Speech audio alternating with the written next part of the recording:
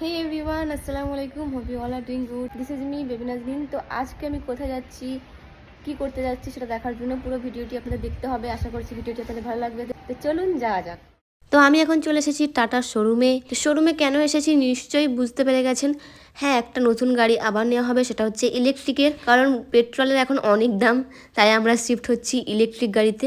তবে পেট্রোলের গাড়িটা, ডিজেলের গাড়িটা সব গাড়ি থাকবে, তার সাথে সাথে ইলেকট্রিক গাড়িও থাকবে। তো ইলেকট্রিক গাড়ির মধ্যে কোনটা নেওয়া হবে সেটাই চুজ করতে এসেছিলাম আজকে। এখানে অনেকগুলো ইলেকট্রিকের গাড়ি ছিল, এর মধ্যে কোন গাড়িটা আপনাদের কাছে বেশি ভালো লাগছে অবশ্যই কমেন্টে জানাবেন। আমরা এখানে নেক্সনটা দেখে রেখেছিলাম এটা নেওয়ার জন্য, বাট এখন কিন্তু প্ল্যান চেঞ্জ হয়ে গেছে। এটা হচ্ছে হ্যারিয়ার ইভি। এই গাড়িটা কিন্তু বেশ বড় ছিল, আর এই গাড়িগুলোর পাশে কিন্তু নেক্সনটা খুবই ছোট লাগছিল। অ্যাকচুয়ালি নেক্সনটা কিন্তু ছোট নয়, এই বড় বড় গাড়িগুলোর সামনে কিন্তু নেক্সনটা একটু ছোট লাগছিল, আর গাড়িটি কিন্তু খুবই সুন্দর ছিল। যাই হোক, আমি সব গাড়িগুলোতে একবার একবার করে বসে দেখে নিচ্ছিলাম কোনটা বেশি ভালো।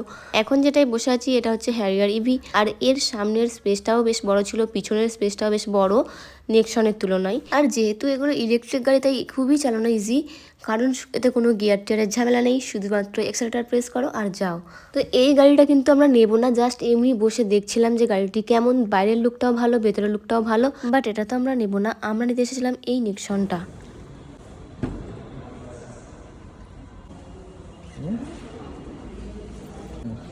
বাট এই গাড়ির ভেতরের স্পেসটা কিন্তু খুব একটা বড় ছিল না, তাই এই গাড়িটা কিন্তু আমরা নেব বলে ভেবেও ক্যান্সেল করে দিই। এই গাড়িটা আমরা নিচ্ছি না, আমরা অন্য একটি গাড়ি চুজ করেছি।